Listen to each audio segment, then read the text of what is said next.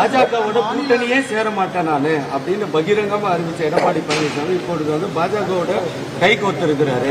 அவருடைய வார்த்தைகள் எப்படி பாக்குறீங்க சார்? ஏற்கனவே 2021 வரை பாரதிய ஜனதா கட்சியோடு கூட்டணி வைத்தவர் தான் அவரு. அரசியல்ல சில சூழ்நிலையில அதுபோன்று உணர்ச்சி வசப்பட்டு பேசுவதை எல்லாம் திரும்ப பெற்று கூட்டணிக்கு வர வேண்டிய யதார்த்தம் தமிழ்நாட்டு மக்களின் நலனை கருதி, கட்சியின் நலனை கருதி பல தலைவர்கள் எடுக்க வேண்டிய கட்டாயம் ஏற்பட்டிருக்கிறது. அதை போல்தான் இதை பார்க்கணும். மேடம் சசிகலாவையும் ஓபிஎஸ் ஐயாவையும் அதிமுகவில் சேர்க்கிறத பற்றி அமித்ஷா நேரடியாவே சொல்றாரு. அதிமுகவின் உள்கட்சி விவகாரங்கள தலையிட எப்பொழுதுமே எந்த ஒரு கட்சியும் அடுத்த கட்சியோட உள்கட்சி விவகாரத்தில் தலையிட மாட்டார்கள், தலையிட முடியாது, தலையிடக்கூடாது என்பதுதான் ஜனநாயகத்தில் ஒரு சரியான நடைமுறையா இருக்கு. அதுதான் திரு மாண்புமிகு அமித்ஷா அவர்கள் சொல்லியிருக்கிறார்.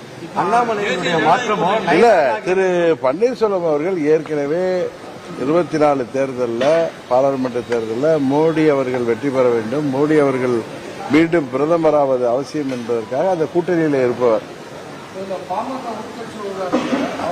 அதனால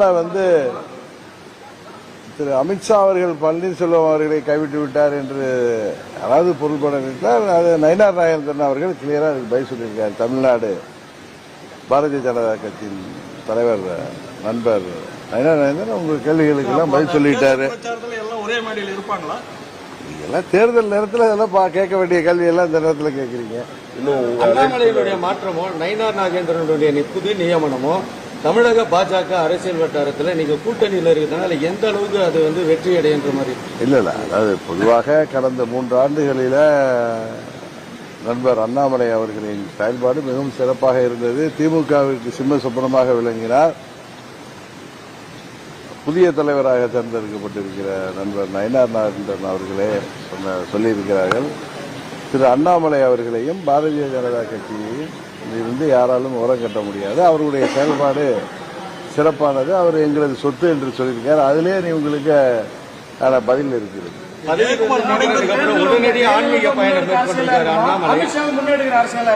என்னங்க ஜெயலலிதா முன்னெடுக்கிற அரசியலா இருக்குமா உங்களோட நகர்வுகளும் அதிமுகவும் அமித்ஷா முன்னெடுக்கிற அரசியலா இருக்குமா ஒரு காலத்துல? நாங்கள் எல்லாம் அம்மாவுடைய தொண்டர்கள், அம்மாவை பார்த்து அம்மாவிடம் அரசியல் பயின்றவர்கள். என்றைக்குமே எங்கள் அரசியல் அம்மாவை முன்னெடுத்து தான் இருக்கும்.